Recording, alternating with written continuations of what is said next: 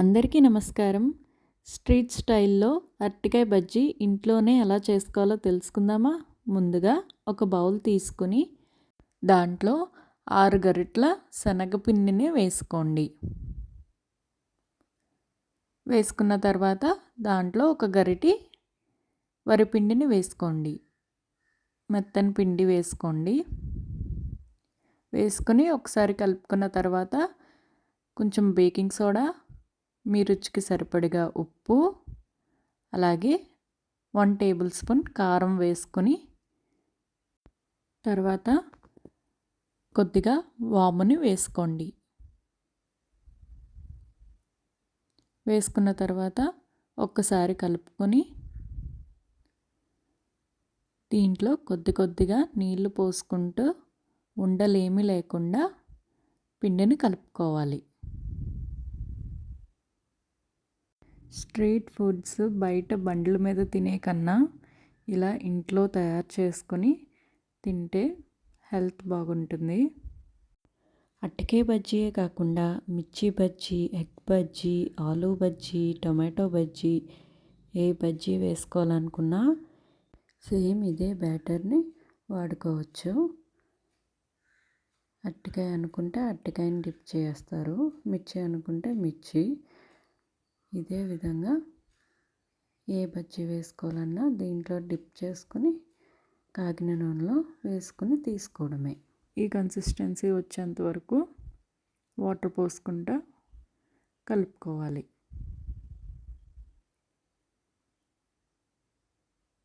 ఇప్పుడు అరటికాయని తీసుకొని తొక్కలు చెక్కేసుకొని ముక్కల కింద కట్ చేసుకుందాం.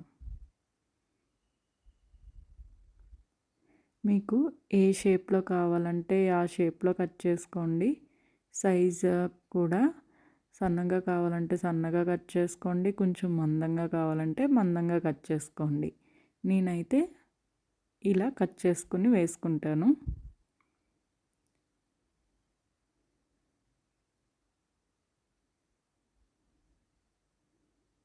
ఇలా అన్నీ కట్ చేసేసుకున్న తర్వాత ఒకసారి వాటర్లో క్లీన్ చేసుకొని పక్కన పెట్టుకోవాలి. ఈలోపు కడాయిలో నూనె పోసుకొని నూనె కాగించుకుందాం. నూనె కాగిన తర్వాత ఒక్కొక్క అరటికాయ పీస్ని బ్యాటర్లో డిప్ చేసి 2 సైడ్లు పట్టేలా తిప్పాలి. ఇప్పుడు కాగిన నూనెలో అరటికాయ ముక్కల్ని వేసుకొని వేపుకోండి. బేకింగ్ సోడా మరీ ఎక్కువగా వేసుకోకూడదు. ఎక్కువ వేసుకున్నారనుకోండి కొంచెం చిరుచేదు వస్తుంది, అలాగే నూనె కూడా ఎక్కువ పీల్చుతుంది. సో సమానంగా వేసుకోండి. 2 సైడ్స్ బాగా వేగిన తర్వాత వేరే ప్లేట్లోకి తీసుకోండి. ఇదే విధంగా మిగిలిన అరటికాయ ముక్కలన్నీ వేపుకొని పక్కన పెట్టుకోండి. ఇప్పుడు ఆనియన్స్ని చిన్న చిన్న ముక్కల కింద కట్ చేసుకుని దాంట్లో మీ రుచికి సరిపడగా కారం, ఉప్పు వేసుకుని నిమ్మరసం కూడా పిండుకొని కలుపుకొని పక్కన పెట్టుకోవాలి. ఇప్పుడు ముందుగా వేపుకున్న అరటికాయ బజ్జీలని ఒక్కొక్కటి తీసుకుని సైడ్ కట్ చేసుకుని ఆనియన్ స్టఫ్ని పెట్టుకుని సర్వ్ చేసుకోండి. అంతే, రెడీ.